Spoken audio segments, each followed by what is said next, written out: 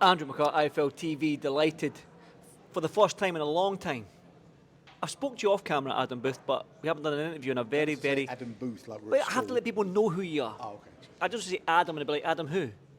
People do know who you are now, actually, because you're a 4-time World Championship coach. Is that correct? Yeah, okay. Yeah. Okay, you'll take that. But yeah, I just want to go back to a couple of weeks ago, Josh Kelly, the emotions that you went through. I didn't get to speak to you properly after the fight. I gave you a cuddle and said congratulations, but again, 2 weeks on from that, you've done a lot in terms of Josh Kelly being at the pitch in Sunderland. I seen you were there as well. You went to the event, the Zone launch, and get presented with the IBF belt on Wednesday. Just tell me the emotions and the feelings right now. 2 weeks on from the fight, is it still the same? Yeah, pride, relief, happiness, all of those thoughts and emotions rolled into one. It's satisfying, and when you have moments like this, it's nice to try and slow time down because it passes so quickly. So just trying to enjoy sort of every day and trying to make sure as well that Josh doesn't rush through the days, trying to make himself too busy, that he indulges sort of enjoying what he's done, because it will move on very quickly. Well, that's the thing. I suppose it's a nice segue. I do want to continue with Josh because a lot of people have spoke about the relationship you two have had and the loyalty. Now, some might say maybe after the Venetian loss or the draw he had against Robinson, that leave Adam Booth. But the fact that he stuck with you and that loyalty, which is a key word I'm going to use in this interview, that loyalty has always been there with the two of you. You're not just a coach and a fighter, you're friends as well. And it's good to see that he stuck with his coach and you stuck with your fighter, and the ultimate goal has been achieved, and that is becoming a world champion. Yeah, and in life, as we live life, we go through life with people, family and friends. And we don't choose our family, but we choose the friends and the people who we spend our time with, because time's our most valuable commodity, because it's ever decreasing. And so I've always been very careful who I choose to spend my time with. It doesn't matter if someone's a good fighter or not, that they've got to be the type of person I want to spend my time with. Because any time I spend with them, I don't spend with my daughters or my granddaughter, for example. So. And Josh has always been someone whose time that we've spent together, I always felt was valued and treated the right way, and we get on really well. Although there's a big age gap between us, we've still got the same interests. I still run around golf. the paddle court, we still play golf, and it gets quite competitive at times, and it can wreck a training session if one of us loses. And so it makes it real, because you're sharing that moment with someone that you're sharing the journey with, in and outside the gym, and it makes it real. It's real. It's not with business associates or people that are there because of a transactional relationship. It's a genuine friendship and a companionship. And that's good. And that's good to see. And you're actually spending time with me. So am I in that same bracket that you chose to spend some time with me, and that means that we're friends? Well, you said you were paying me for it. I'll a cup of tea or a coffee. I'm not saying you're not going to get. I'm cheap. Well, I'll take it. Again, I've seen you've had meetings with Eddie out in Monaco. I've seen you're doing a lot now in terms of finding out who's next for Josh Kelly. I know that Stadium of Light wants to be there. Now, I want to make a hard transition here. I want to go straight to Conor Benn. Now, I saw Josh Kelly's tweet last night to the effect of. Go to the circuits, Conor. I've scared you out at the real boxing. Leave the real boxing to real fighters, or something to that effect. I'm paraphrasing here because I don't have the tweet in front of me. I just wanted you to elaborate on that, because there has been some talk on Josh and Conor Benn, and Josh has always wanted to face Conor Benn, and so have you. You've wanted that fight for a while as well. And just talk to me about that fight before we actually move on to the shock news that was last night. Well, it was an easy big money fight. Yeah. But I always suspected it was never going to happen, and it's just never going to happen even more now. And that's it.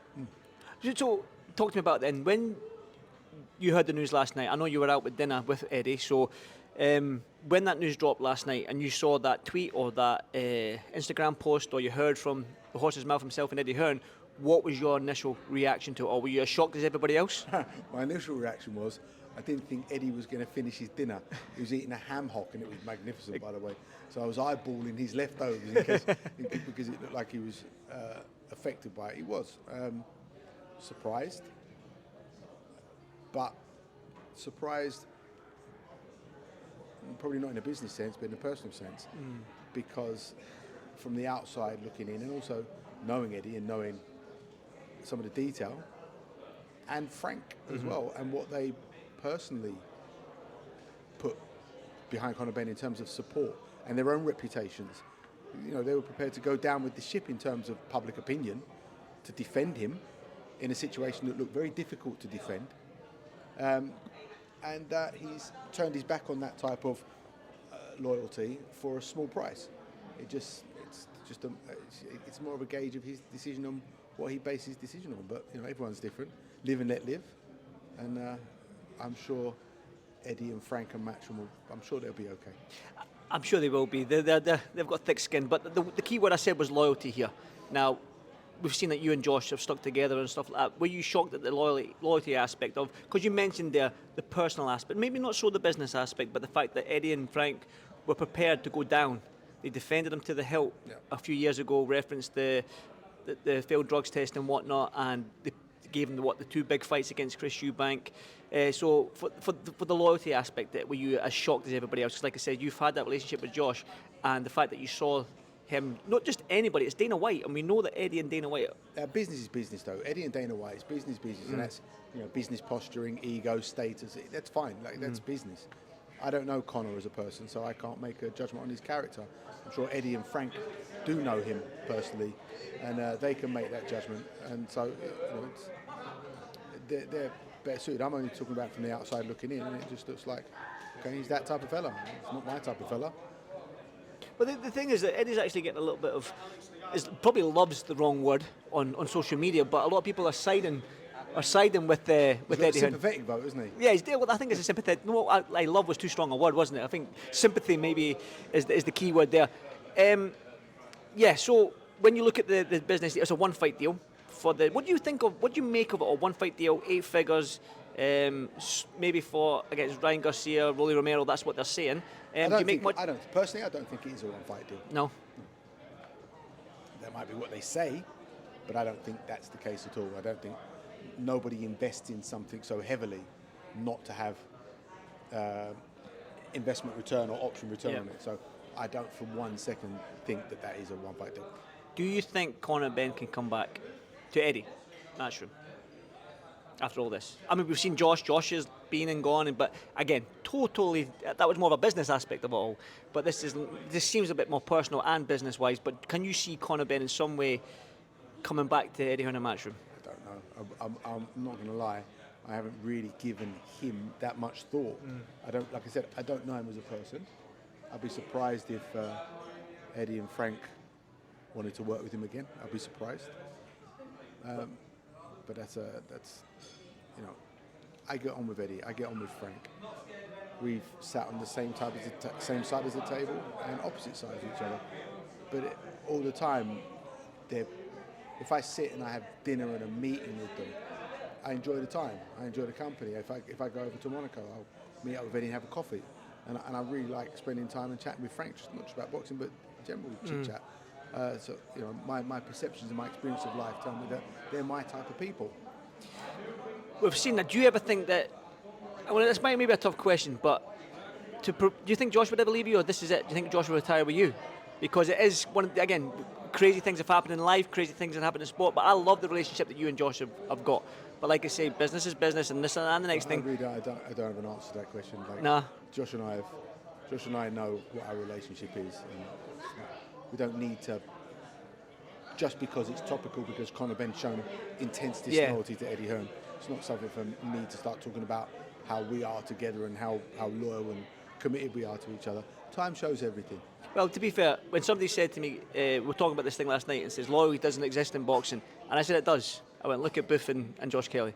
So, well, it's nice to be on that side, that side of the perception. Definitely. But for Josh, though, I know you've had talks. I've seen the photos out in Monaco, and you said good. I think you reposted it on your story or on your Instagram saying good meeting and whatnot, and you spoke with Frank and what.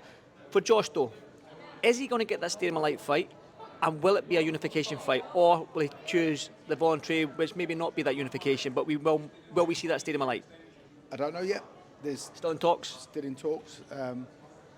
With Eddie last night, with Frank today. I'll speak to the football club over the next couple of days, and we'll see if it fits for everyone? And if it does, it absolutely will. But it's got to fit. And it's now nailing down the little detail where the risk is and the risk over gain, and then there will be a business decision made on that one. And that's the bottom line of it. Is boxing a business first and a sport second? I think initially it's theatre with blood, and I think there's a sliding scale where sometimes it's more business and sometimes it's more sporting orientated. Xander Zayas, though, he's in Josh's mouth. He seems to be the one that Josh wants. And vice versa, apparently. Is that what Xander said? I've not seen that. Well, Xander was the first one to call Josh's name out over a year ago. Right, okay. And he's gone on camera with his 2 belts over his shoulders saying that he'll happily welcome Josh to America. I don't know whether he has a passport or whether he's got genuine taste to use it and to be the away fighter. I don't know.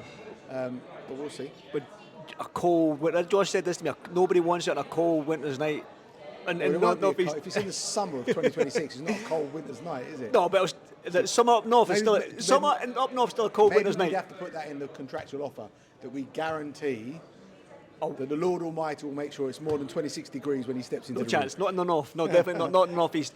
A quick one, we'll do a transition because the reason why we are here in Nottingham is because we've got that grudge match, that grudge match between two fighters where the loser probably highly likely retires if they lose. Lee Wood and Josh Warrington. Now, probably fight should have happened maybe 2 years ago or a year and a half ago. Your thoughts on the fight itself? I mean, it's a tricky one, isn't it, to pick? It's one of those fights where the winner might retire after because, these two fellas have got the ability to drag each other into a hard fight. Lee's 37.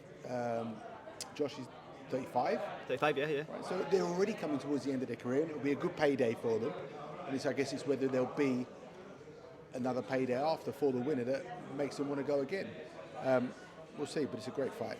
Can you pick a winner in this one? Is this one of the ones where you can pick a winner either way? I imagine that Lee will probably want to sharpshoot and control that longer distance a bit better and wait for Josh to give him the openings. First time round, that wasn't the case. Josh was raiding him quite smart, and Lee just threw I think it was a 2-shot combination, and just happened when the second shot was on its way, Josh unlocked a little bit and opened up and got caught by it. So I can see why Lee would be more. You're getting all the love. Huh? You're getting all the love. It's only because the camera's on me. I could see Lee wanting to establish long range using that left hand and belly jab and feinting to try and keep him sitting there to sharpshoot and pop shot on. And if Warrington behaves a little bit like he did in the first fight, but also a bit like he was with Carl Frampton when he was raiding him unpredictably, and he makes that style work for him. I think that's both what they probably want to try and do here, and it's who gets off their game plan better. Josh has to be able to execute his game plan for 36 minutes without fault.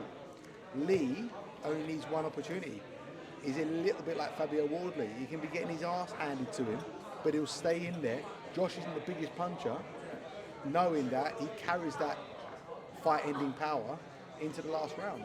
So it's Justice Hooney and Fabio Wardley. Great Josh example, Lee with the first time, except it wasn't as late in the fight. So there's always that trepidation. Definitely. And a big part of it is how Josh is able to take risks and not leave himself exposed at the wrong time. Cracking night of boxing. I'm looking forward to this fight. I really, really am. But can I just say, look, people don't mind, they're going to respect. Look at that top, Sugar Ray Robinson. Where did you get that from? Roots of Fight. Where? Roots of Fight. Roots of Fight. Yeah. Right. I'm going to go on Twitter. Again, I copy. You either copy. I think you copy my style. Is that what you think? Your Jim King style. Well, this is just a little thing I got for Christmas. Jim King with Under Armour and Asics. Asics. So that's, listen, this is. I wouldn't carry myself with such. You've got Asics trainers like me. Cross-brand. Because in Newcastle. I'm not wearing them. Eh? Yeah, but I'm wearing Puma trainers and no other sporting label.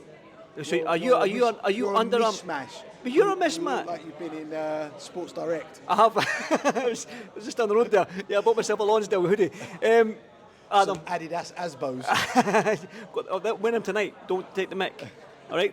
You want me to let me see? You want me to pan down? Do you want me to pan down to the trainers? Dodgy, stay there. I might need you to choke him out in a minute. Yeah. I always appreciate your time, Adam. I really, really do.